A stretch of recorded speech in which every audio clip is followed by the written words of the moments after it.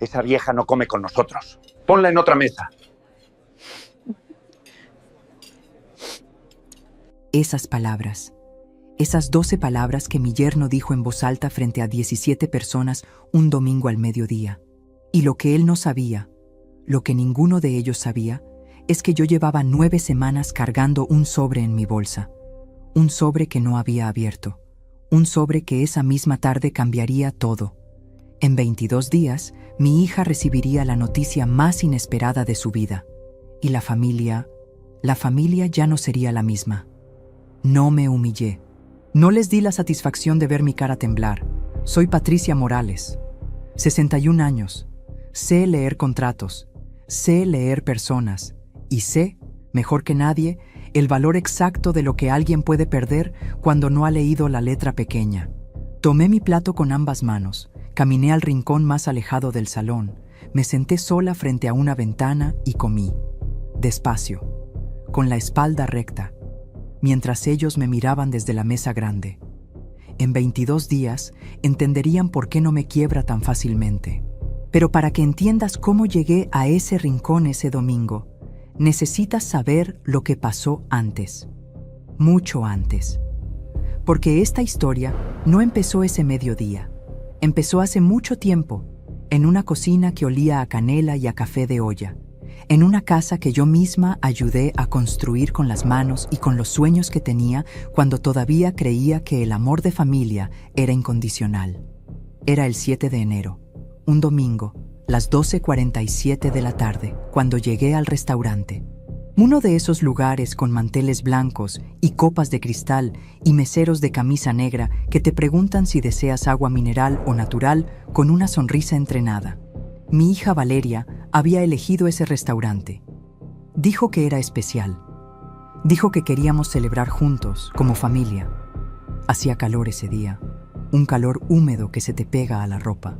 Yo llevaba puesto el vestido azul marino que uso para las ocasiones importantes, el mismo que compré hace 8 años en el mercado del centro, el que siempre me dice Valeria que me hace ver elegante. Olía a mi perfume de siempre, uno sencillo, de gardenia, que me duró más de 2 años porque lo usaba solo cuando salía. Entré al restaurante y el aire frío del aire acondicionado me golpeó la cara. Me sentí bien por un momento, solo un momento. Los vi desde la entrada. Valeria sentada junto a Rodrigo, mi yerno. A su lado, cuñados, primos de él, la madre de él con su collar de perlas, gente que yo apenas conocía. 17 personas en total alrededor de una mesa larga. Me saludaron algunos con la mano. Otros me miraron y siguieron hablando. Rodrigo no levantó los ojos del menú. Me acerqué. Busqué una silla libre junto a Valeria. Ya iba a sentarme cuando Rodrigo levantó la vista. Me miró de arriba a abajo, con esa expresión que tienen las personas cuando calculan el peso de lo que van a decir y deciden que no les importa el daño. Y entonces llamó al mesero, con la mano en alto, como quien llama a un taxi, y dijo, con una voz que llenó todo el salón: «Esa señora no come con nosotros. Ponla en otra mesa, por favor». El silencio que siguió duró menos de 3 segundos. Pero yo los conté uno por uno. Miré a Valeria. Valeria miró hacia el mantel. Las palabras de Rodrigo flotaron por el restaurante. Rebotaron en las paredes forradas de madera clara. Viajaron por encima de las copas de cristal y los cubiertos de plata. Llegaron a los oídos de cada una de las 17 personas sentadas en esa mesa. Y se instalaron en mi pecho como una piedra fría. Había olor a carne asada viniendo de la cocina. Alguien tenía puesto un perfume dulzón que me llegó de repente. Las copas tintinearon cuando el mesero se movió nervioso, sin saber qué hacer. Yo sentí el tejido del vestido azul rozándome los brazos. Sentí el asa de mi bolsa apretada en mi mano. Y sentí algo más, algo en la garganta, algo que sabe a metal cuando te tragas lo que quieres decir y en cambio sonríes. Sonreí. No sé si alguien lo notó, pero sonreí y pensé: está bien, Rodrigo, acabas de cometer el error más caro de tu vida. Caminé a la mesa del rincón, la que quedaba junto a la ventana que daba a la calle. Era una mesa para 2, con un florero pequeño en el centro que tenía una sola flor amarilla. Me senté. El mesero, un muchacho joven de no más de 25 años, se me acercó con cara de no saber dónde meterse. «¿Le traigo algo de tomar, señora?» «Agua de limón, por favor», le dije, «sin hielo». Y pedí el mismo platillo que iba a pedir en la mesa grande. Comí sola, lentamente, con la vista a veces en la ventana, a veces en el plato, sin apresurarme, sin llorar, sin dar señales de que por dentro algo se había partido, o quizás de que algo se había terminado de acomodar en su lugar definitivo. Valeria no se levantó a venir a buscarme. Nadie de esa mesa vino a decirme nada. Cuando terminé, limpié las comisuras de mi boca con la servilleta de tela blanca, la doblé con cuidado, la dejé sobre el plato vacío, me puse de pie, recogí mi bolsa y salí caminando derecha, sin mirar atrás, sin despedirme de nadie. Afuera, el sol de las 2 de la tarde me pegó en la cara, el calor húmedo otra vez, el sonido del tráfico, alguien vendía elotes en la esquina, la vida siguiendo su camino como si nada hubiera pasado, como si el mundo no acabara de cambiar de dirección dentro de mí. Llegué a mi carro, un Nissan Sentra gris del año 2016, con un rayón en la defensa que nunca me dio tiempo de reparar. Me senté, cerré la puerta, y por primera vez en toda la tarde dejé que el silencio fuera completo. Mi mano se movió sola hacia el interior de la bolsa, y tocó el sobre beige, tamaño carta, que llevaba 9 semanas viviendo en el fondo de esa bolsa, que había cargado sin abrir porque algo en mí sabía que cuando lo abriera ya no habría vuelta atrás.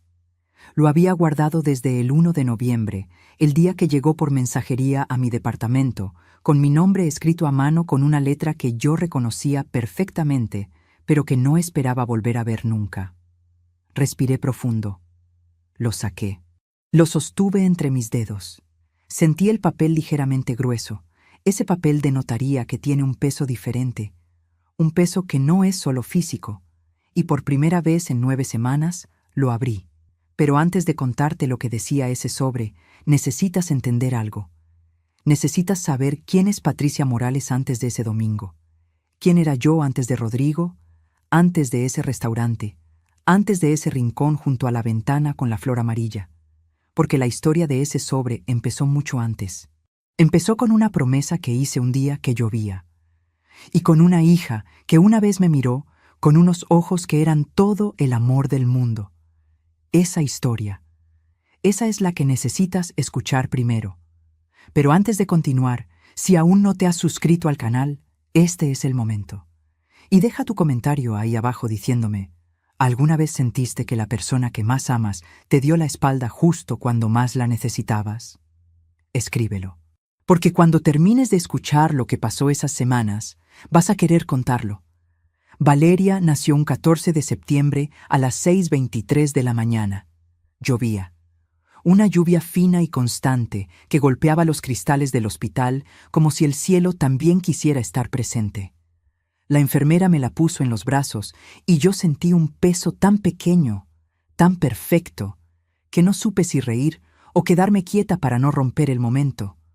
Afuera, el mundo seguía su ritmo. Los pasillos del hospital olían a desinfectante y a café recalentado. Alguien lloraba en la habitación de al lado, pero yo no escuchaba nada de eso. Solo escuchaba esa respiración pequeñísima, ese primer aliento de vida que era mío y que al mismo tiempo no me pertenecía a mí del todo.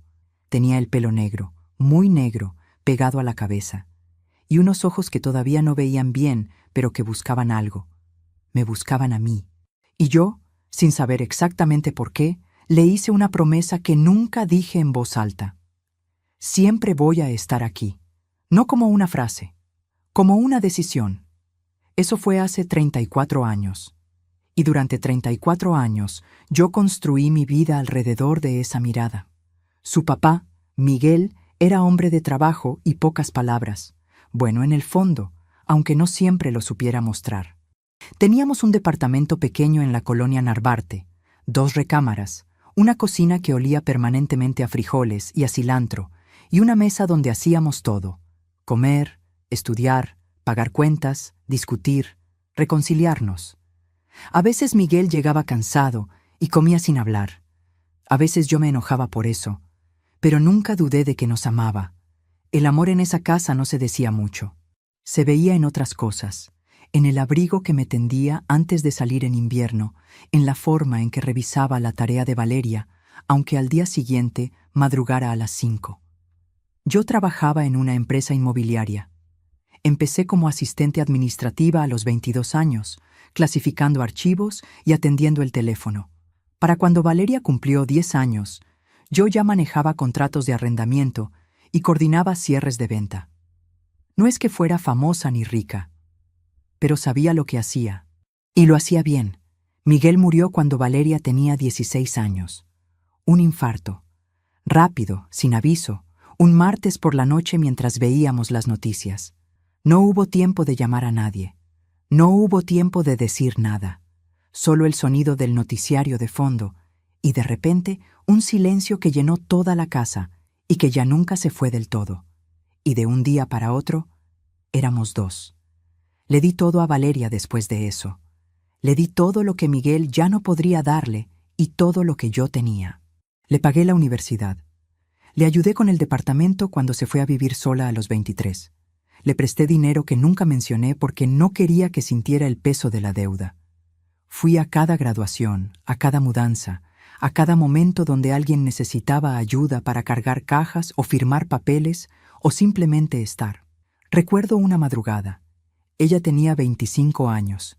Me llamó llorando porque se le había descompuesto la calefacción en pleno invierno. Llegué a su departamento a la 1 de la mañana, con una cobija, chocolate caliente en un termo y un técnico que le debía un favor a un conocido mío. Eso también era yo para Valeria. No solo las cosas grandes, también las de la 1 de la mañana. Eso era yo para Valeria. Siempre estuve. Y entonces apareció Rodrigo. Lo conocí un domingo. Valeria lo trajo a comer a mi departamento. Arroz, pollo en salsa verde, tortillas recién hechas. Me acuerdo del olor de esa tarde, de la música que alguien tenía puesta en el departamento de al lado, de cómo Valeria me miraba buscando mi aprobación cada vez que él hablaba. Era la mirada de una hija que quiere que su madre vea lo que ella ve. Esa mirada que conoce tan bien cualquier madre, la misma que me pedía: dime que sí, que es bueno, que elegí bien. Rodrigo tenía el tipo de presencia que llena una habitación. Alto, bien vestido, con una sonrisa que llegaba primero que las palabras. Hablaba de negocios, de inversiones, de planes grandes.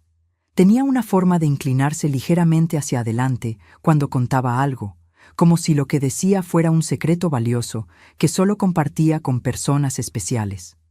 Usaba un reloj que brillaba demasiado para ser de una persona que todavía no ha llegado a ningún lado. Me tomó de la mano cuando se despidió y me dijo: «Señora Patricia, ya entiendo de dónde saca Valeria todo lo que tiene». Sonreí.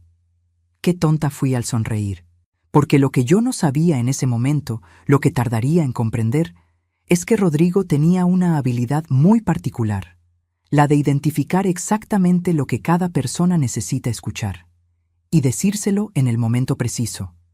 Era un talento frío, calculado, que se parece al cariño desde afuera, pero que por dentro no tiene ningún calor. Pero eso lo entenderás mejor cuando te cuente lo que pasó el día de la boda. Antes necesito que sepas algo que pasó 3 semanas después de conocerlo. Algo pequeño, una de esas cosas que uno descarta porque no quiere ver lo que significan. Era un sábado. Valeria me llamó a las 10:15 de la mañana para pedirme un favor. Rodrigo necesitaba que alguien le firmara como aval en un contrato de arrendamiento de una oficina. No era nada complicado, me explicó, solo una formalidad. Sería rápido. Leí el contrato, leí cada cláusula. Y había una línea, enterrada entre párrafos de términos legales, que establecía que el aval respondía también por daños y perjuicios en caso de rescisión anticipada. Lo cual significaba que si Rodrigo cancelaba el contrato antes de tiempo, yo era responsable de pagar hasta 240,000 pesos. No era una línea accidental.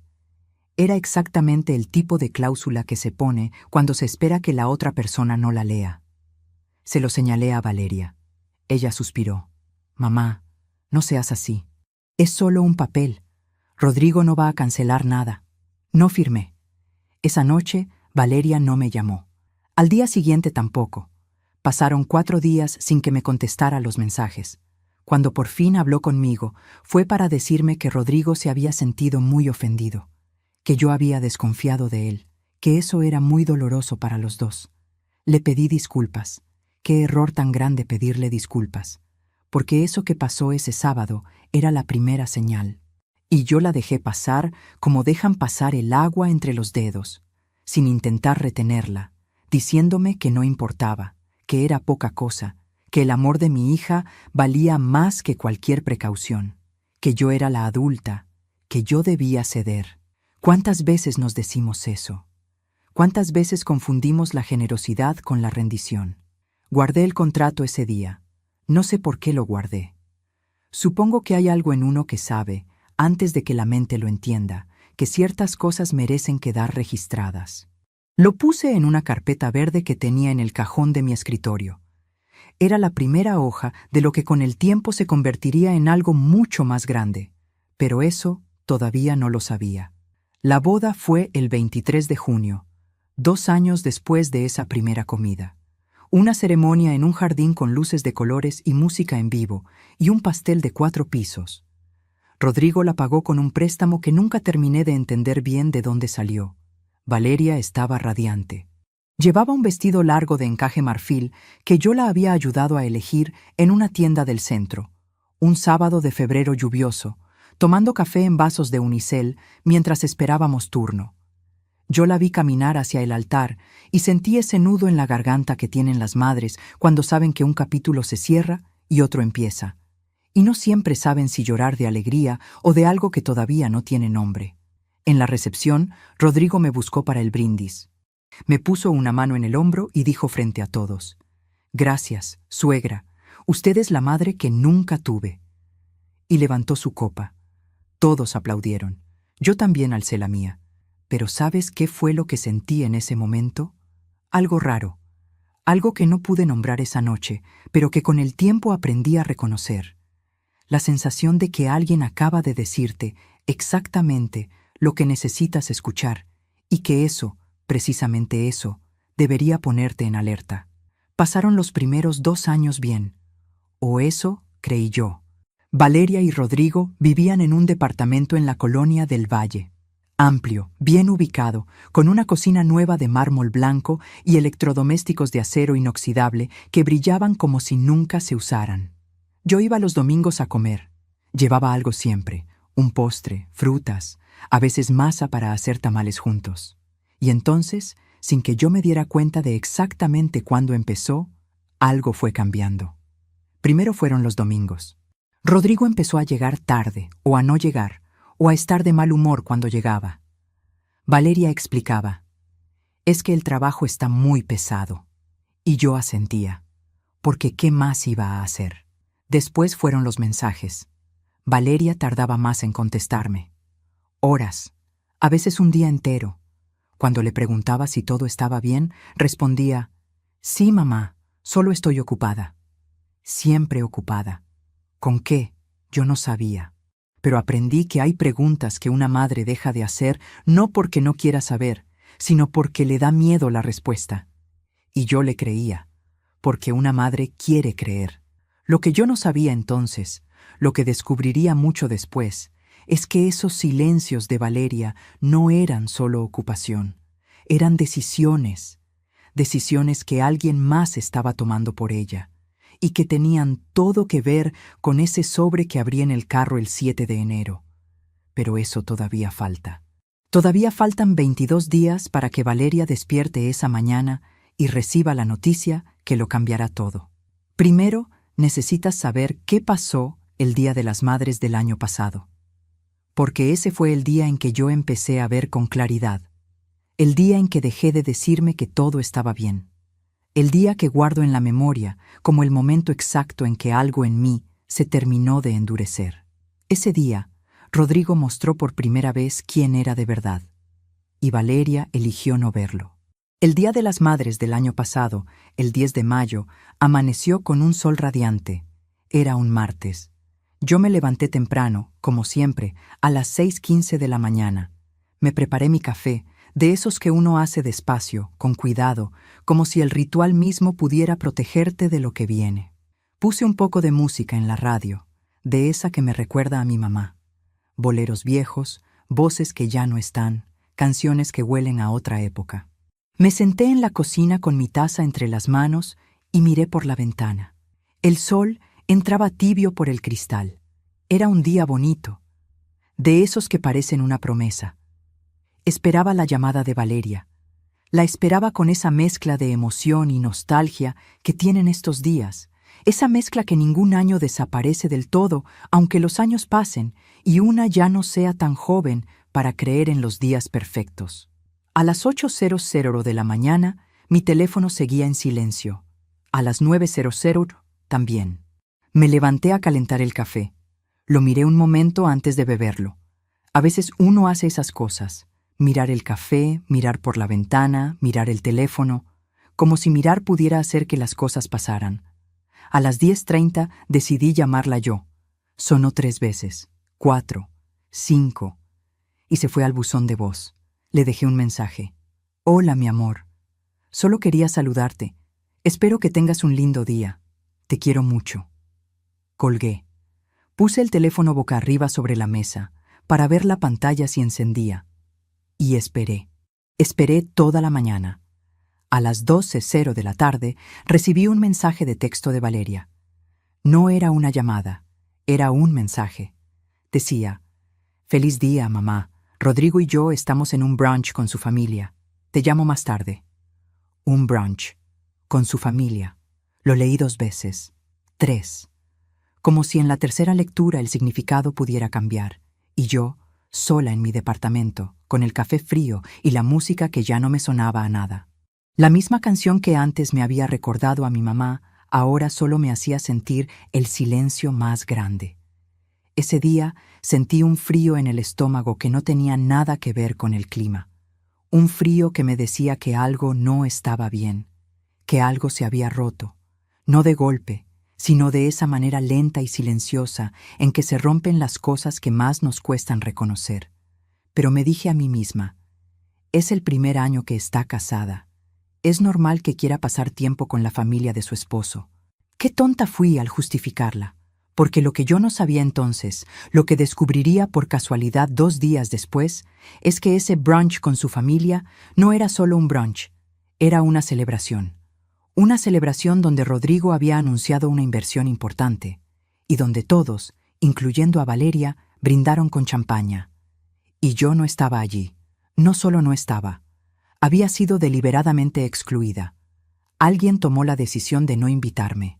Y alguien más aceptó esa decisión sin decir nada. 2 días después, el 12 de mayo, a las 4:17 de la tarde, fui al supermercado. Uno de esos recados que uno hace en piloto automático. La lista, el carrito, los pasillos. Estaba en la fila de la caja cuando vi a la hermana de Rodrigo, Ana, con su carrito lleno. Nos saludamos. Me preguntó cómo había pasado el Día de las Madres. Bien, gracias, le dije, con una sonrisa que me costó mantener. Valeria y Rodrigo estuvieron ocupados. Ana me miró con una expresión de sorpresa. No era una sorpresa fingida, era genuina, y eso era peor. Ay, Patricia, ¿no fuiste al brunch? Estuvo muy lindo. Rodrigo anunció lo de su nueva empresa. Valeria estaba tan orgullosa. Mi corazón dio un vuelco. ¿Nueva empresa?, pregunté, intentando que mi voz sonara casual, que no delatara lo que estaba sintiendo. Sí, una inversión grande.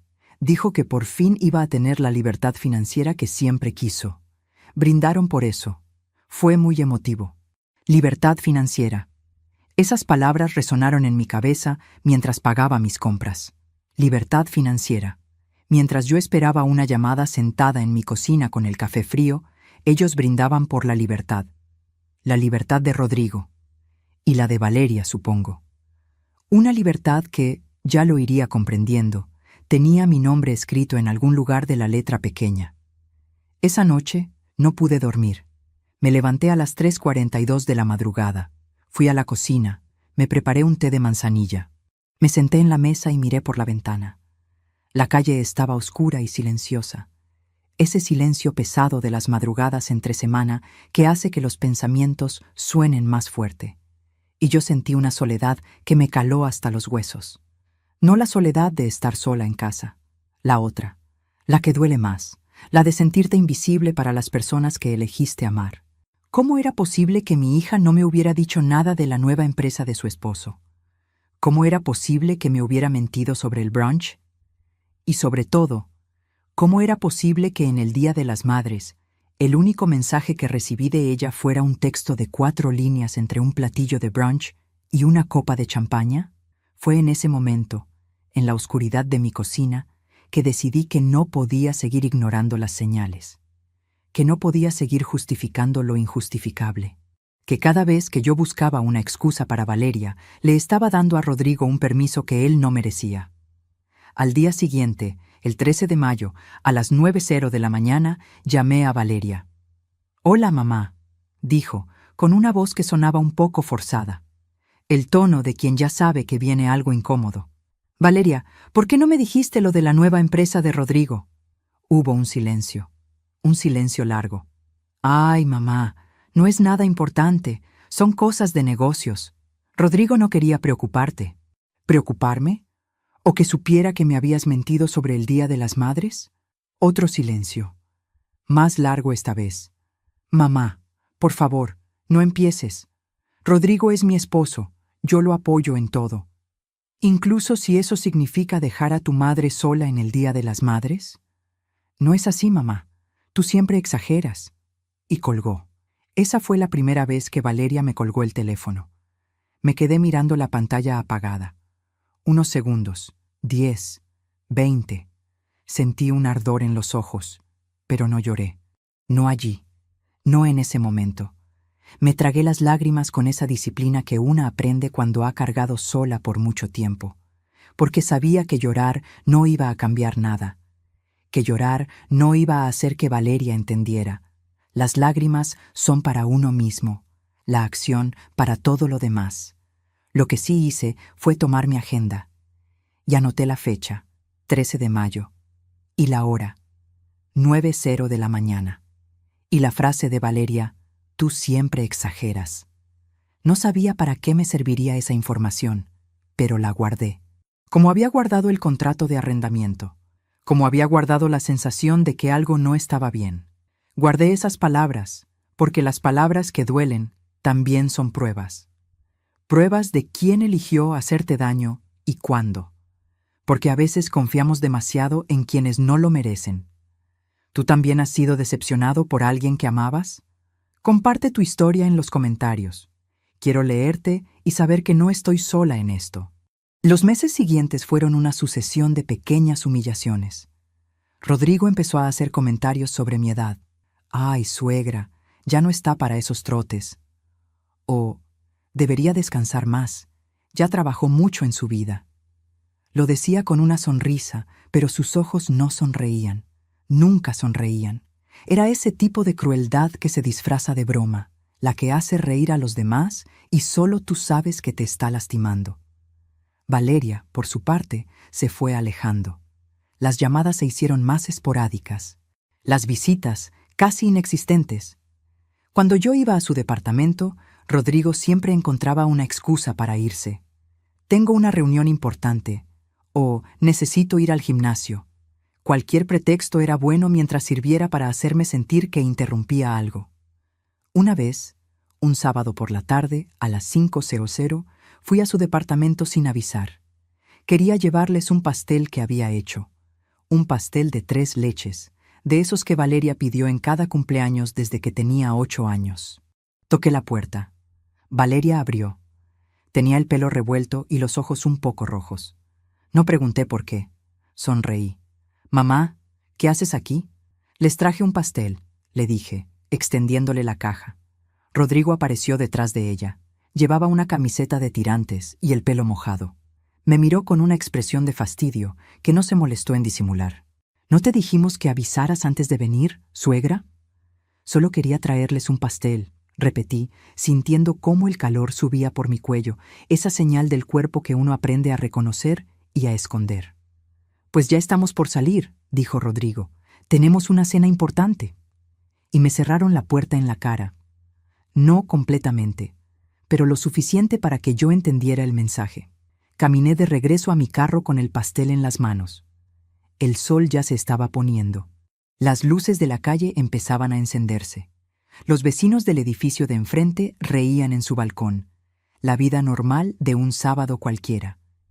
Y yo sentí el peso del pastel en mis manos. No solo su peso físico, el peso de lo que representaba. Un pastel que había hecho con amor. Un pastel que había sido rechazado. Y que nadie, en toda esa tarde, había tenido la decencia de agradecer. Esa noche, el 17 de septiembre, a las 7:15 de la noche, me senté en mi sala. El pastel seguía en la mesa de la cocina, con la caja todavía cerrada. No lo había tocado. No tenía ganas. Y entonces recordé lo que mi amiga Elena, que es abogada, me había dicho una vez, tomando café en su despacho, después de un trámite que yo había ido a consultarle. Patricia, siempre guarda pruebas. Nunca sabes cuándo las vas a necesitar.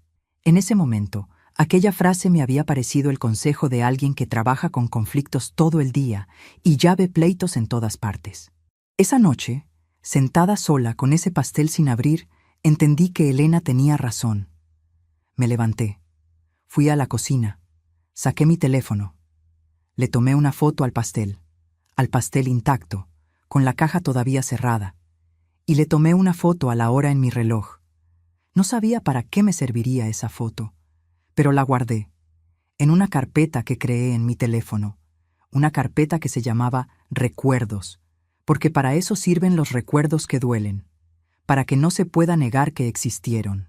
Y solo faltaban 18 días para que Rodrigo me diera la humillación más grande de mi vida. Una humillación que me haría entender que no había vuelta atrás.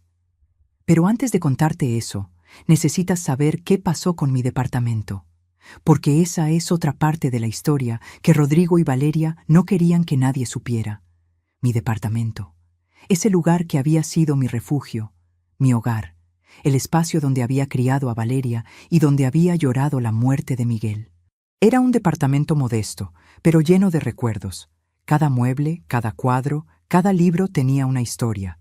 El sillón café donde Miguel leía el periódico los domingos, la mesita de la entrada donde Valeria dejaba su mochila al llegar de la escuela. Las marcas en el marco de la puerta de la cocina, donde yo iba midiendo su estatura año con año, con una pluma de tinta negra, hasta que llegó un día en que ya no quiso que la midiera más, porque dijo que era una niñería.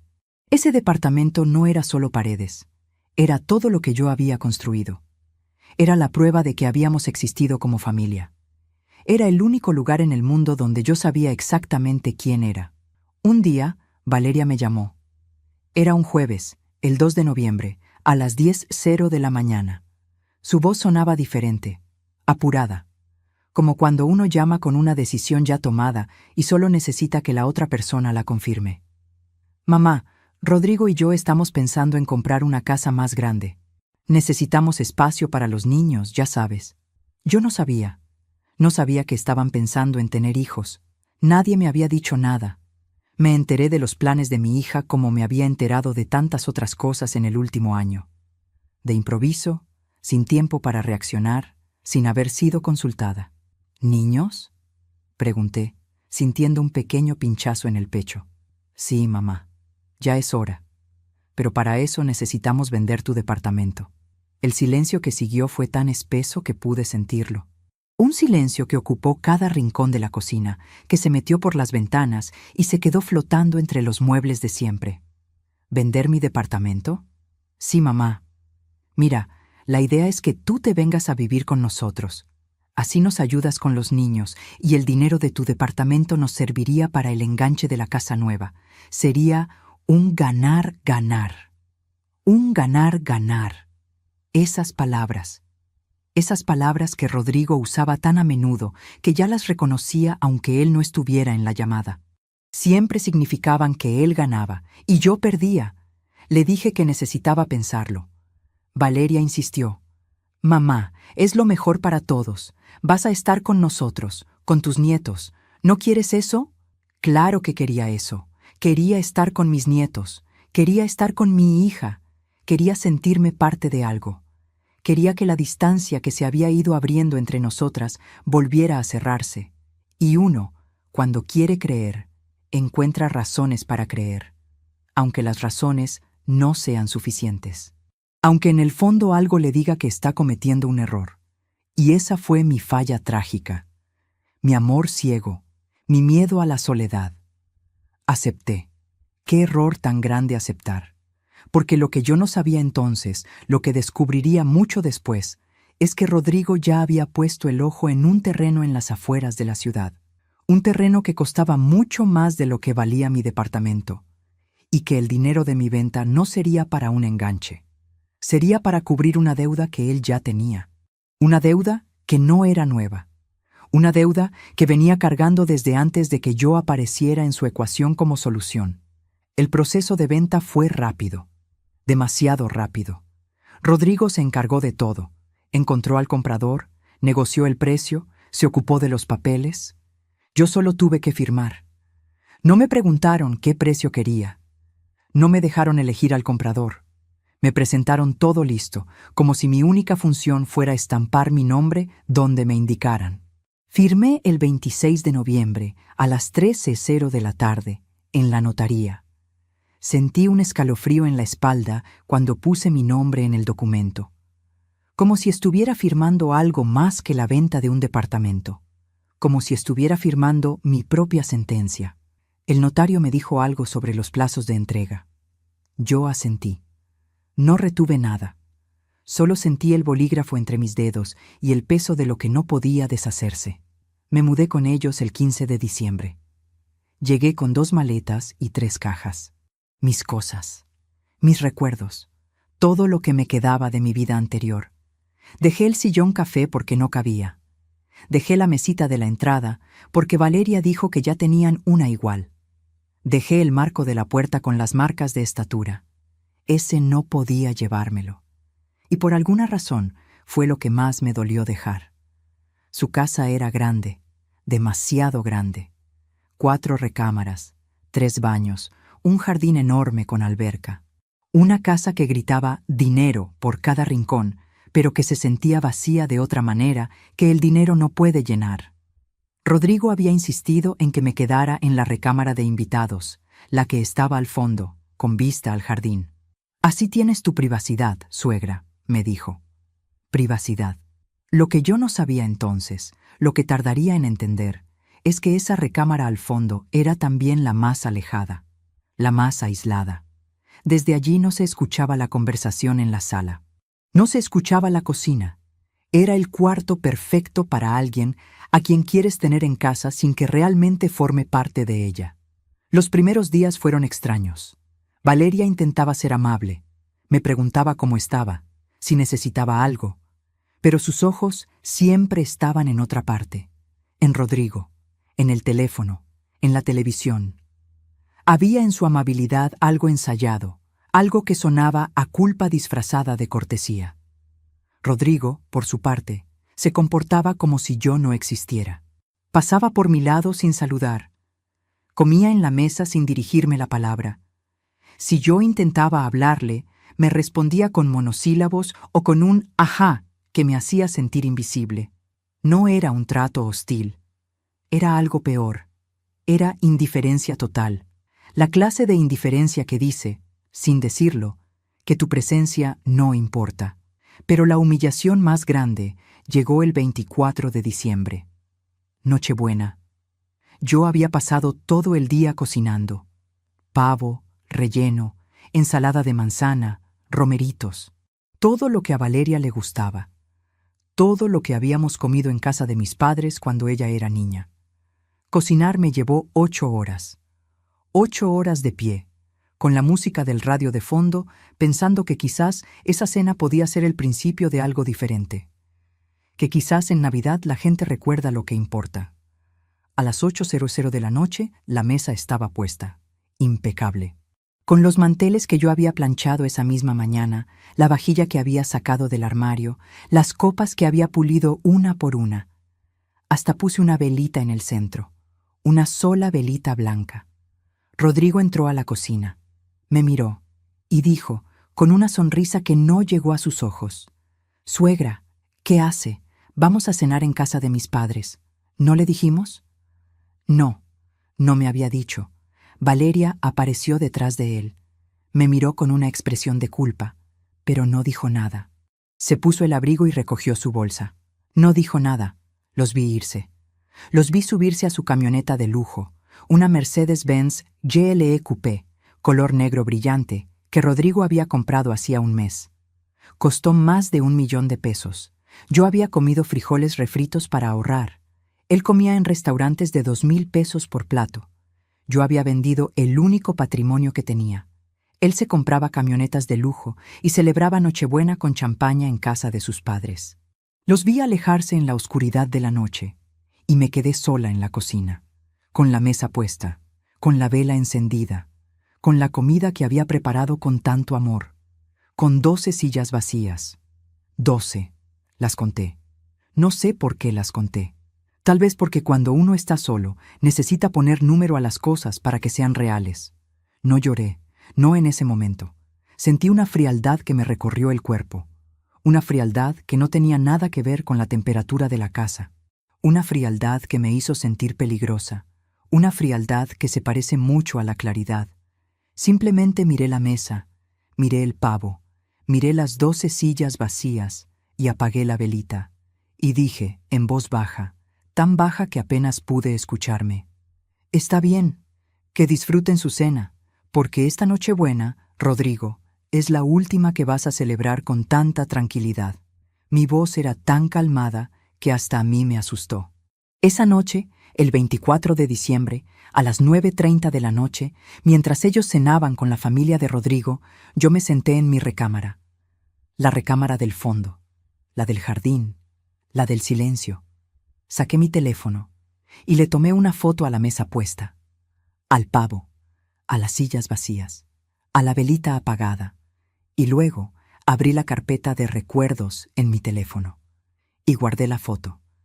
Ya tenía el contrato de arrendamiento, la fecha de la llamada de Valeria, la foto del pastel y ahora la foto de la Nochebuena. No sabía qué haría con ellas, pero seguí guardándolas, porque así como uno guarda las fotos de los momentos felices para no olvidarlos, también hay que guardar los momentos de traición, para que nadie pueda decir después que no pasó, para que nadie pueda mirar a los ojos y decir: «Tú siempre exageras», porque algo en mí sabía que la dignidad de una madre no se negocia, y que la palabra de una madre, aunque no se escuche, siempre resuena. Y solo faltaban 17 días para que ese sobre que llevaba en mi bolsa fuera abierto. 17 días para que la vida de Valeria y Rodrigo cambiara para siempre. Pero antes de eso, necesitas saber qué pasó con el dinero de mi departamento, porque esa es la parte más cruel de esta historia, la parte que me hizo entender que no había límites para la ingratitud. El dinero de mi departamento. Ese era el nudo de todo. Ese era el verdadero motivo por el que Rodrigo había insistido tanto en que vendiera mi hogar. No los niños, no el espacio, no el futuro de la familia. El dinero. Mi dinero. El único patrimonio que yo había construido en 30 años de trabajo, de contratos bien leídos, de decisiones tomadas sola después de que Miguel murió. Todo reducido a un número en una cuenta que yo no controlaba. Cuando firmé los papeles de la venta, el notario me explicó que el dinero se depositaría en mi cuenta bancaria en un plazo de 3 a 5 días hábiles. Yo le di mi número de cuenta. Lo anoté en un papel con mi letra, lo doblé, se lo entregué. Salí de la notaría con la copia del contrato en la bolsa y esa sensación extraña de haber cerrado algo que no debía haberse cerrado. Pasaron 5 días, nada. Pasaron 7 días, nada. Llamé a Valeria. Era un lunes, el 4 de enero, a las 11:00 de la mañana. «Mamá, ¿qué pasa? ¿Por qué me llamas tan temprano?» «Valeria, el dinero de la venta de mi departamento no ha llegado a mi cuenta». Hubo un silencio incómodo, no el silencio de alguien que no sabe qué pasó, el silencio de alguien que ya lo sabe y está buscando qué decir. «Ay, mamá, no te preocupes, Rodrigo se está encargando de eso. Seguro es un trámite bancario. Ya sabes cómo son los bancos. Pero el notario dijo que ya debería estar. Déjame hablar con Rodrigo. Él te llama. Rodrigo no me llamó. Pasaron 2 días más. El 6 de enero, a las 2:00 de la tarde, decidí ir al banco. No porque esperara malas noticias, sino porque algo en mí necesitaba saber. Necesitaba ver los números. Necesitaba una respuesta que no viniera de Rodrigo ni de Valeria. Hablé con la gerente. Le expliqué la situación. Ella revisó mi cuenta con esa expresión profesional que tienen las personas cuando están a punto de decirte algo que prefieren no decir. Señora Morales, me dijo, con una expresión de preocupación. No hay ningún depósito pendiente a su nombre. De hecho, el dinero de la venta de su propiedad fue transferido a otra cuenta el 30 de noviembre. Mi corazón se detuvo. ¿A qué cuenta?, pregunté, sintiendo que el aire se me escapaba de los pulmones. A una cuenta a nombre de Rodrigo Gómez. Rodrigo, mi yerno. El hombre que me había prometido un ganar-ganar. Salí del banco con la cabeza dando vueltas. El sol me golpeó la cara. Sentí un mareo que no era físico. Era el mareo de la traición, ese que no se cura con agua ni con sentarse un momento. Ese que solo se cura con la verdad. Caminé sin rumbo por la calle. Las tiendas, la gente, los ruidos. Todo se veía y se escuchaba borroso, como si yo estuviera en una burbuja de dolor y de rabia. Una señora me chocó el hombro sin disculparse. Un perro ladró desde un balcón. El semáforo cambió de color 3 veces mientras yo seguía parada en la esquina sin moverme. Llegué a la casa de Valeria y Rodrigo. Abrí la puerta con mi llave. Entré. La casa estaba en silencio. Demasiado silencio. El mismo silencio de siempre, pero esa tarde pesaba diferente. Pesaba como la culpa de alguien que no está. Fui a la cocina. Me senté en una silla. Y por primera vez en mucho tiempo sentí que las lágrimas querían salir. Sentí el ardor detrás de los ojos, esa presión que uno aprende a reconocer. Pero no las dejé. No allí. No en esa casa. Esa casa no merecía mis lágrimas. Me levanté, fui a mi recámara, cerré la puerta y saqué mi teléfono. Le tomé una foto al estado de cuenta del banco que la gerente me había impreso. La foto de la transferencia. La fecha, 30 de noviembre. El nombre, Rodrigo Gómez. El monto, completo, todo. Y la guardé en la carpeta de recuerdos. Esa noche, el 6 de enero, a las 8 de la noche, Rodrigo llegó a casa. Entró a la cocina con esa soltura de quien no debe nada a nadie. Me vio sentada en la mesa. No cambió el paso. No cambió la expresión. ¿Qué tal, suegra? ¿Todo bien? Rodrigo, le dije, con una voz que no reconocí. Una voz fría, quieta. La voz de alguien que ya no tiene nada que perder en esa conversación. Necesito hablar contigo. Él se sentó frente a mí. Se recostó en el respaldo de la silla como quien se sienta a ver televisión. Me miró con esa sonrisa que no llegaba a sus ojos. ¿De qué quieres hablar? Del dinero de mi departamento. Su sonrisa se borró. Ah, eso. Sí, mira, lo que pasa es que tuve un problema con una inversión. Necesitaba el dinero con urgencia. Pero no te preocupes, te lo voy a regresar. Es solo temporal. ¿Temporal? Sí, temporal. En unos meses, cuando se resuelva lo de la inversión. ¿Y por qué no me dijiste nada? Porque no quería preocuparte, suegra. Ya sabes cómo eres. Te estresas por todo. Me levanté de la silla. Caminé hacia él. Lo miré a los ojos. Y me quedé allí, de pie, sin apartar la vista. Que supiera que lo estaba viendo de verdad. Rodrigo, ese dinero era para mi futuro. Era para mi vejez. Era para mi tranquilidad. Y te lo voy a regresar, te lo prometo. Promesas, esas palabras. Esas palabras que Rodrigo usaba tan a menudo, como monedas falsas que circulan porque nadie las examina de cerca. Siempre significaban que él no iba a cumplir. No lloré, no grité. No le di la satisfacción de verme quebrada. Simplemente lo miré, sonreí y dije, tienes razón, solo soy una vieja inútil. ¿Qué podría hacer yo? Mi voz era tan calmada que hasta a mí me asustó. Rodrigo se encogió de hombros con esa facilidad que tienen los cobardes cuando creen que ganaron. Exacto, no te preocupes. Yo me encargo de todo. Y se fue. Se fue a su recámara, como si nada hubiera pasado, como si acabara de cerrar un trámite menor, no de robarle el futuro a una mujer de 61 años que había trabajado toda su vida para tenerlo. Pero algo había pasado, algo muy grande, y él lo sabría pronto. Al día siguiente, el 7 de enero, después de la humillación en el restaurante, me senté en mi carro con la espalda recta y las manos temblando sobre el volante. Saqué el sobre que había llegado a mi departamento el 1 de noviembre. El sobre beige, tamaño carta, con mi nombre escrito a mano. El sobre que había cargado sin abrir durante 9 semanas porque algo en mí sabía que abrirlo cambiaría todo y que solo debía abrirlo cuando no hubiera otra salida. Esa tarde ya no había otra salida. Lo abrí. Lo que leí en ese papel me dejó sin aliento. Me dejó sin palabras. Me dejó con una sensación de justicia que me recorrió el cuerpo de arriba a abajo, como agua caliente en un día de frío. Era una carta. Una carta de Miguel, mi esposo. Una carta que había escrito antes de morir. Con su letra de siempre, apretada, inclinada hacia la derecha.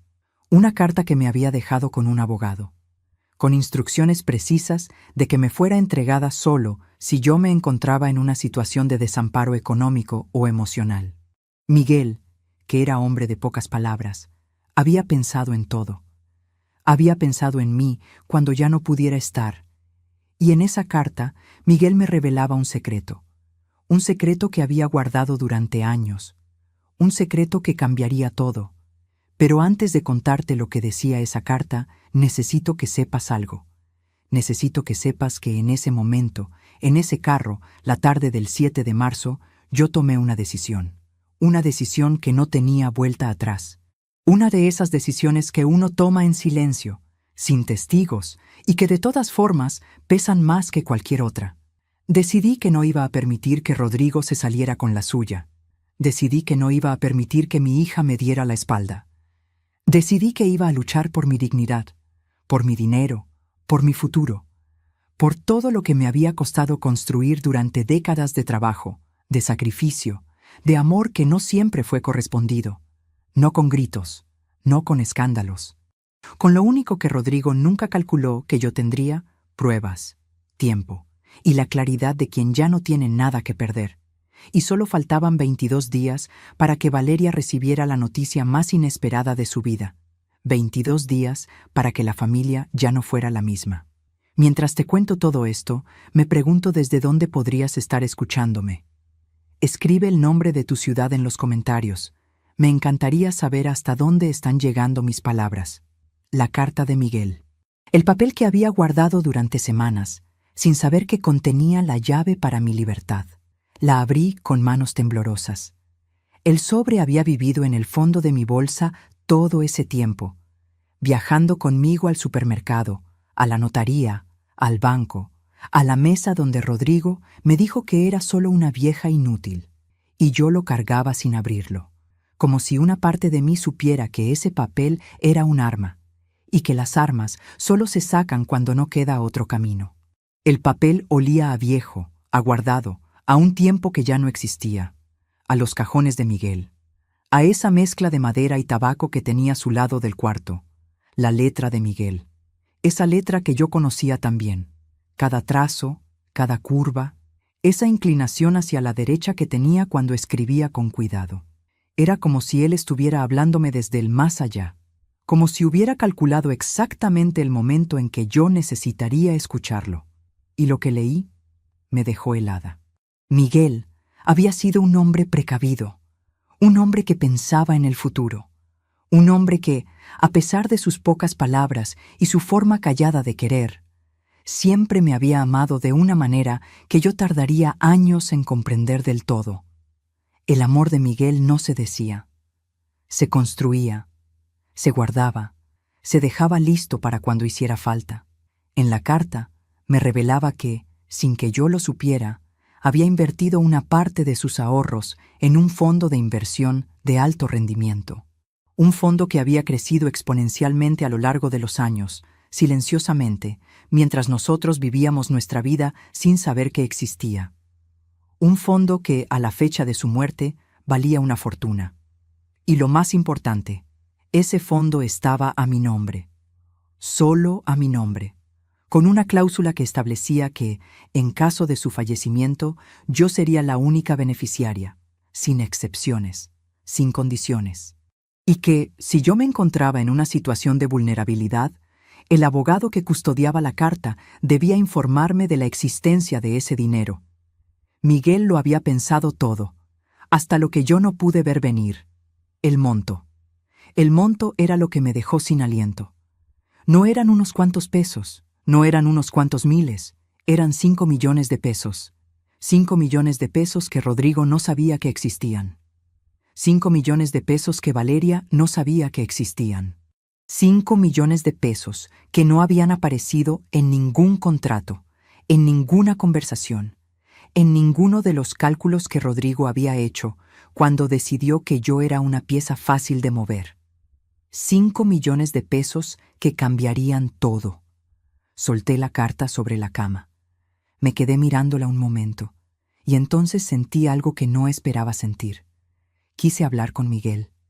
Quise decirle gracias. Quise decirle que lo seguía amando, que lo extrañaba más que nunca. Sentí una mezcla de emociones que no cabían todas al mismo tiempo. Alivio por saber que no estaba desamparada, que no dependía de la bondad de nadie para sobrevivir. Rabia por la traición de Rodrigo y la indiferencia de Valeria. Y tristeza, una tristeza honda, limpia, por Miguel, que había pensado en mí hasta el último momento, que me había cuidado incluso desde el silencio de su ausencia. Esa noche, el 7 de enero, a las 11:00 de la noche, no pude dormir. Me levanté, fui a la cocina, me preparé un vaso de agua y me senté en la mesa. Miré por la ventana. La luna llena iluminaba el jardín, el mismo jardín que yo veía desde mi recámara del fondo, la recámara del aislamiento. Pero esa noche el jardín se veía distinto. O quizás era yo la que me veía distinta, y sentí que, por primera vez en mucho tiempo, podía respirar. Una respiración lenta, completa, de esas que uno no sabe que ha estado evitando hasta que por fin las da. Pero no era solo el dinero, era la dignidad, era la justicia. Era la certeza de que no estaba sola, que Miguel, de alguna manera, seguía cuidándome, que el hombre callado que leía el periódico los domingos y nunca supo decir «te quiero» con palabras, había encontrado su propia forma de decírmelo, una forma que llegó exactamente cuando yo más la necesitaba. Al día siguiente, el 8 de marzo, a las 9:00 de la mañana, hice una llamada. Llamé al abogado que Miguel había mencionado en la carta, el licenciado Carlos Fuentes. Marqué el número despacio, como se marcan los números importantes, sin apuro, con la certeza de quien sabe que lo que viene ya no tiene vuelta atrás. Me contestó una secretaria. Le expliqué mi situación con calma, con las palabras justas. Me pasó con el licenciado. «Señora Morales», me dijo, con una voz amable, de esas que no necesitan esforzarse para transmitir confianza. «Lamento mucho que haya tenido que pasar por esto. Miguel era un gran hombre y siempre se preocupó por usted». Le conté todo. Le conté lo del departamento, lo del dinero transferido sin mi consentimiento, lo de la humillación en el restaurante, las 12 palabras de Rodrigo frente a 17 personas, lo de la Nochebuena con la mesa puesta y las 12 sillas vacías. Le conté cada detalle, cada herida, cada traición. Hablé durante casi una hora, y conforme hablaba, fui sintiendo que cada cosa que había callado durante meses iba encontrando su lugar, su peso real, su nombre correcto. Él me escuchó con atención, sin interrumpir, sin juzgar, con esa quietud de los abogados que han escuchado muchas historias y saben cuándo una de verdad importa. Cuando terminé, me dijo: «Señora Morales, usted tiene todos los derechos y tenemos todas las pruebas». Pruebas. Esa palabra, esa palabra que yo había estado construyendo pacientemente, foto por foto, fecha por fecha, en una carpeta que se llamaba Recuerdos, y que en realidad era mucho más que eso. Le envié todas las fotos. El contrato de arrendamiento con la cláusula que no firmé, la fecha y hora de la llamada de Valeria, la foto del pastel intacto, la foto de la Nochebuena con la mesa puesta y las sillas vacías, la foto del estado de cuenta del banco con la transferencia a nombre de Rodrigo Gómez. Y él me dijo, con esto podemos hacer mucho, podemos recuperar su dinero y podemos hacer que Rodrigo y Valeria entiendan las consecuencias de sus actos. Sentí un escalofrío de justicia, no de venganza. Hay una diferencia. La venganza quiere ver sufrir. La justicia solo quiere que las cosas vuelvan a su lugar. ¿Qué podemos hacer?, pregunté. Podemos demandar a Rodrigo por fraude y abuso de confianza, y podemos demandar a Valeria por complicidad y abandono de persona mayor. Abandono de persona mayor. Esa frase me golpeó como un rayo, no porque me sorprendiera lo que decía, sino porque ponerle un nombre legal a algo que yo había vivido en silencio durante meses lo hacía real de una manera diferente, definitiva. Mi hija, mi propia hija. ¿Y qué pasaría con ellos? Rodrigo podría ir a la cárcel y Valeria podría perder la custodia de sus hijos, si es que los tiene, y ambos tendrían que pagar una indemnización considerable. La cárcel, la pérdida de custodia, la indemnización. Esa era la consecuencia. La consecuencia que yo había prometido en voz baja en el restaurante, frente a una mesa del rincón con una flor amarilla. La consecuencia que Rodrigo no calculó cuando me llamó al mesero y dijo sus 12 palabras en voz alta. Pero, ¿sabes qué fue lo que sentí en ese momento? No fue alegría, no fue venganza. Fue una tristeza profunda y limpia. Una tristeza por la familia que había perdido, por la hija que había criado, por el amor que se había roto de una manera que ninguna sentencia podía reparar del todo. Le dije al licenciado Fuentes, quiero que Rodrigo pague por lo que hizo, pero no quiero destruir la vida de mi hija. No quiero que pierda a sus hijos. Él me miró con comprensión. Entiendo, señora Morales, podemos buscar una solución que sea justa, pero que no sea excesivamente punitiva para Valeria. Usted decide hasta dónde llegar. Usted decide. Esas 2 palabras. Esas 2 palabras que nadie en esa casa me había dicho en meses. Y así, el 8 de enero, a las 11:00 de la mañana, tomé la decisión final.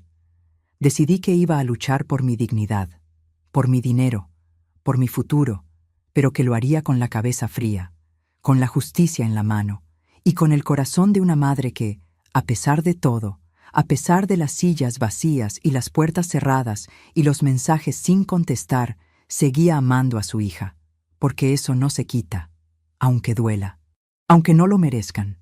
Y solo faltaban 21 días para que Valeria recibiera la noticia más inesperada de su vida. 21 días para que la familia ya no fuera la misma. Mañana sería el día en que el licenciado Fuentes enviaría la primera notificación legal. Mañana sería el día en que la cuenta regresiva para Rodrigo y Valeria comenzaría de verdad. Y esta vez yo no iba a pedir disculpas. El 29 de enero, a las 10:00 de la mañana, el licenciado Fuentes envió la notificación legal. Era un documento formal, con sellos y firmas y el peso específico de las cosas que ya no tienen vuelta atrás. Un documento que informaba a Rodrigo Gómez de una demanda por fraude y abuso de confianza, y a Valeria Morales de una demanda por complicidad y abandono de persona mayor. Yo no estaba allí cuando llegó. No quería estarlo. Quería estar lejos, en un café que no conocía, con un libro que no leí, dejando que el documento hablara por mí de una manera que yo nunca había podido hacerlo en voz alta. Pero me imaginé la escena. Me imaginé al mensajero tocando la puerta. Me imaginé a Rodrigo abriendo el sobre con esa soltura de quien cree que nada puede sorprenderlo. Me imaginé el momento exacto en que sus ojos leyeron su nombre en el encabezado legal, su cara de sorpresa, su cara de rabia, su cara de miedo. Porque los cobardes siempre tienen miedo cuando descubren que la persona que creyeron vencer estaba construyendo algo mientras ellos celebraban. Y me imaginé a Valeria. Me imaginé su confusión al ver su propio nombre en ese papel, su incredulidad, su dolor. Me pregunté si en ese momento pensó en mí, si por primera vez en mucho tiempo me vio de verdad. Ese día, el 29 de enero, a las 11:30 de la mañana, mi teléfono sonó. Era Valeria. «Mamá, ¿qué es esto? ¿Qué significa este papel?» Su voz sonaba quebrada. Una voz que yo reconocía de otros tiempos, de cuando era niña y algo le salía mal y venía a buscarme. «Significa que estoy luchando por lo que es mío, Valeria», le dije, con una calma que me sorprendió a mí misma. La calma de quien ya tomó la decisión más difícil y ya no tiene nada que temer. «¿Pero por qué? ¿Por qué nos haces esto? ¿Por qué? ¿De verdad me preguntas por qué, Valeria? Después de todo lo que ha pasado, después de que Rodrigo se quedó con el dinero de mi departamento, después de que me humillaron en el restaurante frente a 17 personas, después de que me dejaron sola en Nochebuena con la mesa puesta y las 12 sillas vacías». Hubo un silencio largo. El tipo de silencio que no es ausencia de palabras, sino presencia de todo lo que no se puede negar. «Mamá, yo no sabía lo del dinero, te lo juro». «¿No sabías? ¿De verdad crees que te voy a creer eso, Valeria? ¿Tú, que siempre has sido tan inteligente? ¿Tú, que siempre has sabido lo que pasa en tu casa? ¿Tú, que elegiste mirar para otro lado cada vez que yo traté de hablar? Rodrigo me dijo que era un préstamo, que te lo iba a regresar. Un préstamo que nunca me pidió. Un préstamo que nunca me consultó. Un préstamo que nunca me regresó. Y que tú, Valeria, aceptaste en silencio». Valeria empezó a llorar. Un llanto desesperado, roto, de esos que no se pueden fingir. «Mamá, por favor, no hagas esto. Rodrigo va a perderlo todo. ¿Y yo? Yo no sé qué voy a hacer». «Debiste haberlo pensado antes, Valeria. Debiste haber pensado en mí, en tu madre, en la mujer que se levantó a la 1 de la mañana para llevarte una cobija cuando tenías frío, en la mujer que firmó papeles y cargó cajas y prestó dinero sin pedirte nada a cambio. Esa mujer existía, Valeria, y merecía algo más que silencio». Y colgué. Sentí un nudo en el estómago. Un nudo de dolor, sí, pero también de firmeza. La firmeza de quien finalmente dejó de doblarse. Porque lo que yo no sabía entonces, lo que descubriría mucho después, es que esa llamada de Valeria no era solo por preocupación, era por miedo. Miedo a perderlo todo. Miedo a enfrentar las consecuencias de años de elecciones hechas a medias, de complicidades calladas, de amor propio construido sobre el silencio de otra persona. Esa tarde, el 29 de enero, a las 4:00 de la tarde, Rodrigo llegó a casa. No tocó, nunca tocó. Abrió la puerta de mi recámara de golpe. Tenía la cara roja, los ojos inyectados en sangre, los puños apretados. Era la cara de un hombre al que le acaban de quitar la máscara. «¿Qué demonios te pasa, vieja? ¿Cómo te atreves a hacer esto?» Me puse de pie, despacio, sin apuro. Lo miré a los ojos sin pestañear. «Me atrevo porque es lo justo, Rodrigo. Me atrevo porque me robaste. Me atrevo porque me humillaste delante de tu familia entera. Me atrevo porque soy tu suegra. Y merezco respeto». Él se rió. Una risa amarga, nerviosa, la risa de alguien que intenta recuperar el control con el único recurso que le queda. «¿Respeto? ¿Tú? ¿Qué respeto te voy a tener si eres una vieja inútil que no sirve para nada?» No levanté la voz. No me alteré. Solo asentí lentamente y dije en voz muy baja, casi susurrando: «Sí, muy inútil. Por eso guardé todos tus recibos estos 3 años. Por eso guardé cada mensaje, cada foto, cada fecha, cada prueba de todo lo que me hiciste». La frialdad en mi voz hizo que retrocediera medio paso. Solo medio paso. Pero lo vi. Rodrigo se quedó en silencio. Su cara cambió. La rabia se fue convirtiendo en algo diferente. Algo que él no sabía manejar tan bien. ¿De qué hablas? Hablo de las pruebas, Rodrigo. Las pruebas que le entregué a mi abogado. Las pruebas que demuestran que me estafaste. Las pruebas que demuestran que me abandonaste en Nochebuena. las pruebas que demuestran que manipulaste a mi hija, las pruebas que demuestran que eres un fraude con reloj brillante y sonrisa entrenada. Él intentó reírse de nuevo, pero su risa se ahogó en su garganta antes de llegar a ningún lado. No tienes nada, estás mintiendo. ¿De verdad crees eso, Rodrigo? ¿De verdad crees que una vieja inútil como yo no puede tener nada? ¿De verdad crees que no tengo un abogado? ¿De verdad crees que no tengo 5 millones de pesos en el banco? 5 millones de pesos. Esa frase lo golpeó como un rayo en día despejado. Sus ojos se abrieron de par en par, su boca se abrió y se cerró sin producir sonido. Vi el momento exacto en que sus cálculos se derrumbaron. Vi cómo intentó buscar una respuesta y no encontró ninguna. Sí, Rodrigo, 5 millones de pesos. El dinero que Miguel, mi esposo, me dejó guardado durante años. El dinero que tú no sabías que existía porque nunca te molestaste en ver más allá de lo que yo mostraba. El dinero que ahora voy a usar para que pagues por todo lo que me hiciste. Cada peso, cada humillación, cada silla vacía. Él retrocedió. 1 paso, 2 pasos, como si las palabras fueran físicas y lo estuvieran empujando hacia atrás. No puedes hacer esto, no puedes. Sí puedo, Rodrigo, y lo voy a hacer, porque la dignidad de una madre no tiene precio, y la justicia, aunque tarde, siempre llega, siempre. Salió de mi recámara, corriendo, sin cerrar la puerta, como un cobarde que no tiene tiempo de cerrar lo que abrió. Me quedé de pie en el centro del cuarto, el jardín afuera, la luna empezando a salir, y yo, de pie, con la espalda recta. Esa noche, el 29 de enero, a las 9:00 de la noche, Valeria vino a mi recámara. Esta vez sí tocó. 2 golpes suaves, casi como una disculpa.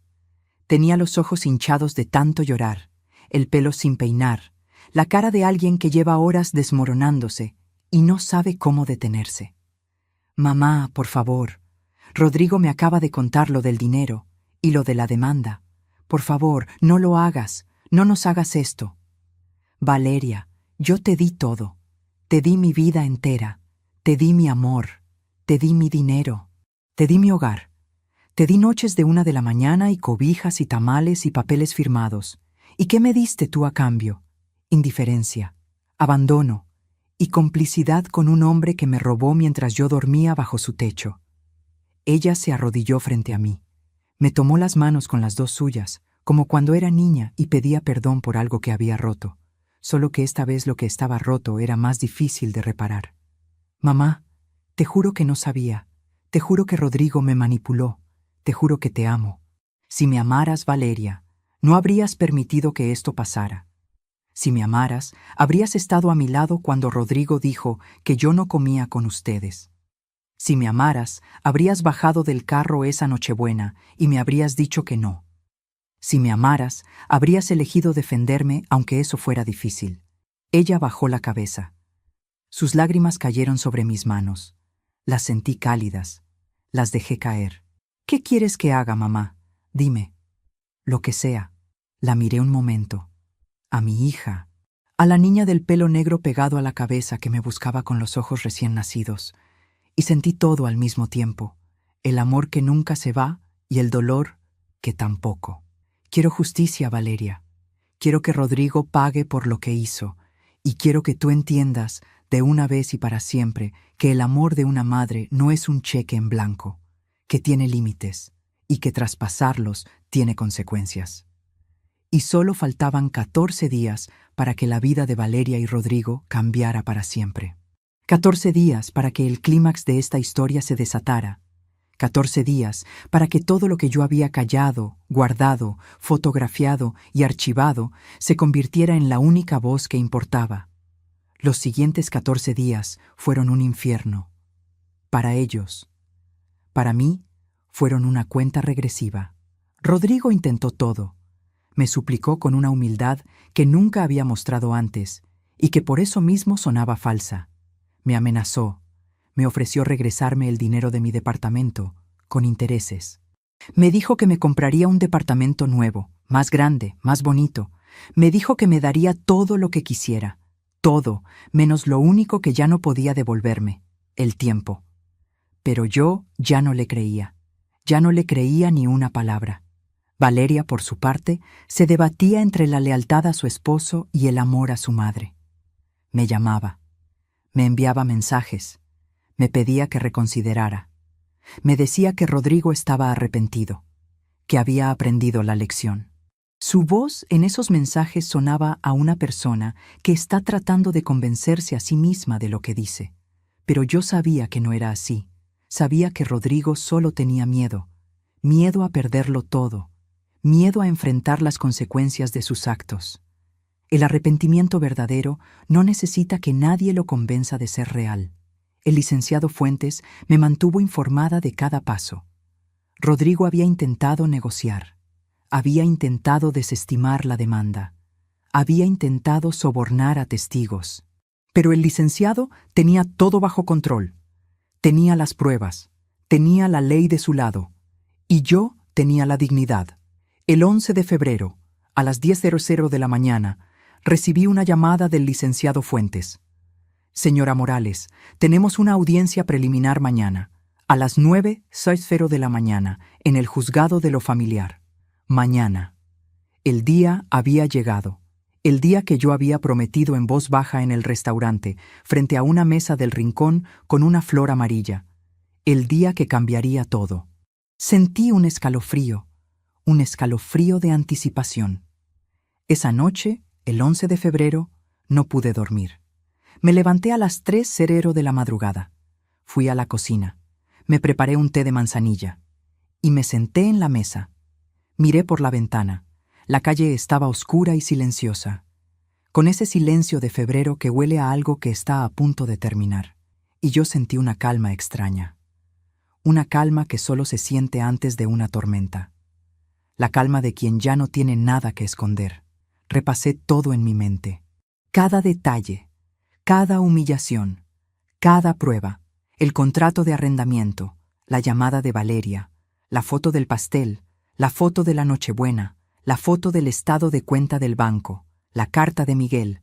Todo estaba allí, todo estaba listo, y yo también. A la mañana siguiente, el 12 de febrero, a las 8:00 de la mañana, me vestí con el mismo vestido azul marino que había usado el día del restaurante, el mismo que Valeria me había dicho que me hacía ver elegante. Me puse mi perfume de gardenia, ese que duraba porque solo lo usaba en las ocasiones importantes. Me peiné con cuidado, con la misma lentitud de quien prepara algo que merece hacerse bien. Me miré en el espejo y vi a Patricia Morales, 61 años, con la espalda recta, con la mirada firme, con la dignidad intacta. La misma mujer que había salido caminando derecha del restaurante, la misma que había comido sola frente a la ventana con la flor amarilla. Solo que ahora llevaba algo diferente en la bolsa. Ya no el sobre cerrado. Llevaba la respuesta. Llegué al juzgado a las 8:45 de la mañana. El edificio era imponente, de piedra gris, con columnas altas y una puerta de madera maciza. El aire estaba frío. El olor a papel viejo y a desinfectante me llegó de repente. Ese olor específico de los lugares donde las cosas se vuelven oficiales. El licenciado Fuentes me esperaba en la entrada. Me saludó con una sonrisa tranquila, de las que no necesitan decir nada más. ¿Lista, señora Morales? Lista, licenciado. Entramos al juzgado. La sala de audiencias era pequeña, con paredes de color crema y una mesa larga en el centro. Había un juez sentado en el estrado con expresión neutral, de quien ha escuchado muchas historias y sabe separar el ruido de lo que importa. Y frente a la mesa, sentados en silencio, estaban Rodrigo y Valeria.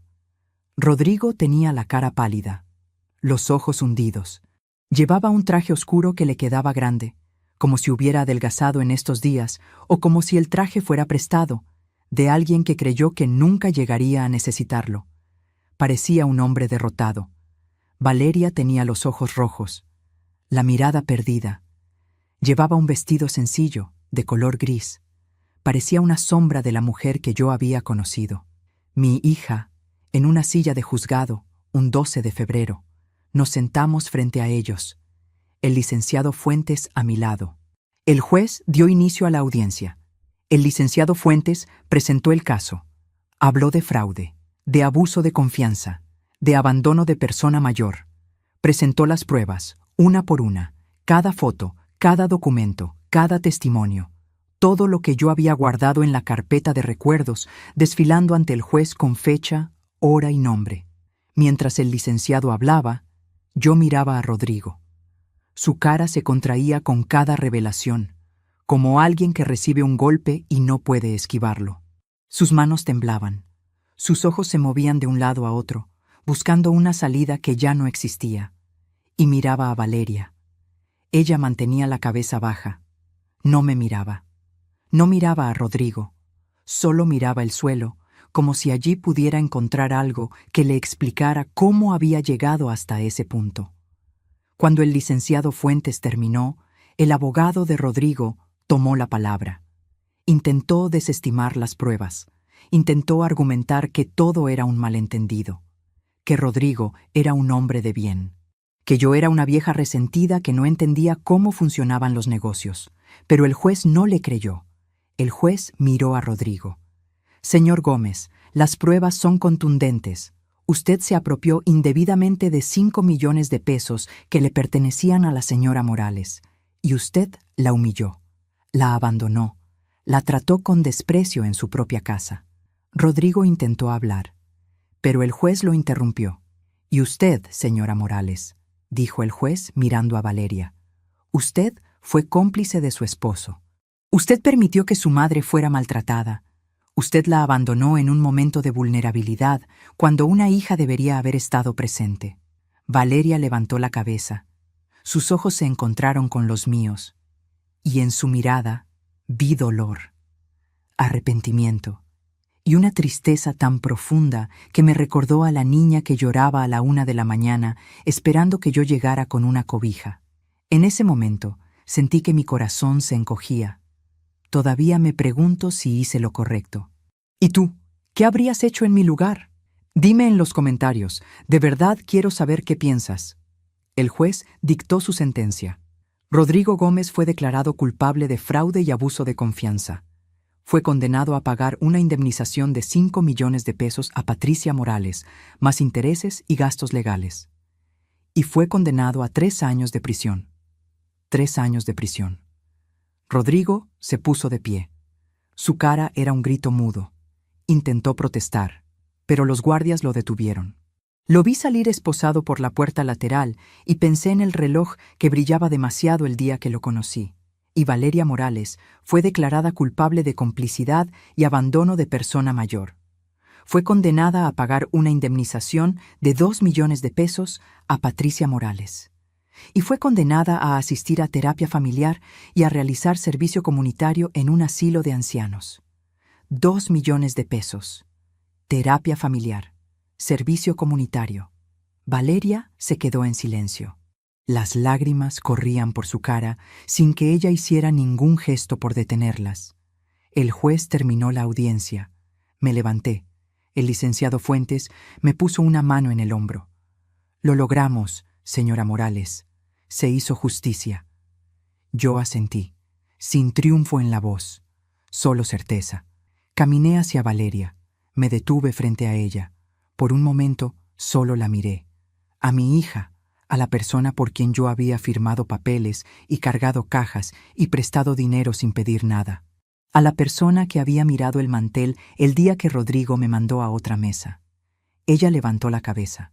Sus ojos estaban llenos de lágrimas. «Mamá», susurró. Solo eso. Mi nombre en su boca de niña. «Valeria», le dije, con una voz suave. No fría. Suave. Espero que aprendas de esto. Espero que entiendas que el amor de una madre no es un juego, y que la dignidad no se negocia, ni la de ella, ni la tuya. Ella no dijo nada. Solo me miró, y en su mirada vi una mezcla de dolor y de comprensión. Quizás el inicio de algo, quizás solo el final de otra cosa. No lo sé todavía. Me di la vuelta y salí de la sala de audiencias. Afuera el sol brillaba.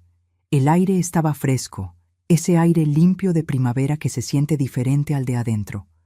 Pero yo sentí un calor en el pecho, un calor de justicia, de paz, de dignidad recuperada. Ese día, el 12 de febrero, a las 10:30 de la mañana, la vida de Valeria y Rodrigo cambió para siempre. Y la mía también, porque la consecuencia prometida en el restaurante se había cumplido, completamente. Rodrigo había perdido su libertad, su dinero, su reputación, y Valeria había perdido la confianza de su madre, su tranquilidad, y la ilusión de una familia perfecta que nunca lo fue del todo. Y yo, Patricia Morales, había recuperado mi dignidad, mi dinero, mi futuro, y la certeza de que, a veces, la justicia llega de la mano de un sobre que se guarda sin abrir durante 9 semanas en el fondo de una bolsa, mientras una mujer come sola frente a una ventana con la espalda recta y una sola flor amarilla en la mesa. Después de ese día en el juzgado, el 12 de febrero, mi vida tomó un rumbo diferente. No volví a la casa de Rodrigo y Valeria. No volví a pisar ese lugar que había sido testigo de tantas humillaciones. El licenciado Fuentes se encargó de todo. El dinero de la indemnización de Rodrigo fue depositado en mi cuenta. 5 millones de pesos. El dinero que Miguel me había dejado. El dinero que Rodrigo había intentado robarme. Valeria, por su parte, empezó a cumplir su condena. La terapia familiar. El servicio comunitario en el asilo de ancianos. Me enteré por el licenciado que Rodrigo había apelado la sentencia, pero que sus posibilidades eran mínimas. Su vida, tal como la conocía, había terminado. Yo, Patricia Morales, me mudé a un departamento nuevo, pequeño pero acogedor, con una ventana que daba a un parque lleno de árboles, con una cocina que olía a café y a pan recién hecho, un lugar donde podía ser yo misma, donde podía encontrar la paz. Los primeros meses fueron difíciles. La soledad a veces me golpeaba, la ausencia de Valeria, la tristeza por la familia que había perdido, pero también sentía una fuerza nueva, una fuerza que me decía que había hecho lo correcto, que había defendido mi dignidad. Valeria me llamó un día. Era un martes, el 15 de agosto, a las 4:00 de la tarde. Su voz sonaba diferente, más madura, más humilde. «Mamá, ¿cómo estás?» «Bien, Valeria. ¿Y tú?» «Estoy en el asilo, ayudando a los abuelitos. Es diferente». Hubo un silencio que no era incómodo. Era un silencio de comprensión. «Mamá, lo siento mucho. Lo siento por todo, por haberte dado la espalda, por haber permitido que Rodrigo te hiciera daño, por no haberte defendido». Sentí un nudo en la garganta, pero no lloré. «Valeria, el perdón es un camino largo, y yo estoy empezando a recorrerlo». «Lo sé, mamá. Y yo también. Estoy aprendiendo mucho aquí. Estoy aprendiendo el valor del respeto, el valor de la familia, el valor de la dignidad». Esa fue la primera vez que Valeria usó esas palabras. Las palabras que yo había defendido con tanto ahínco. Seguimos hablando. No de Rodrigo, no del pasado. Hablamos de su trabajo en el asilo, de los abuelitos, de las historias que le contaban. Hablamos de la vida. Y en esa conversación sentí que algo empezaba a sanar. Algo pequeño, algo frágil, pero algo. La vida es así. A veces, las personas que más amamos nos decepcionan. A veces, las personas que más confiamos nos traicionan. Y a veces, las personas que menos esperamos nos dan la fuerza para seguir adelante. Aprendí que la sangre no garantiza el respeto. El respeto se gana y se pierde. Aprendí que el sacrificio de una madre no es un cheque en blanco.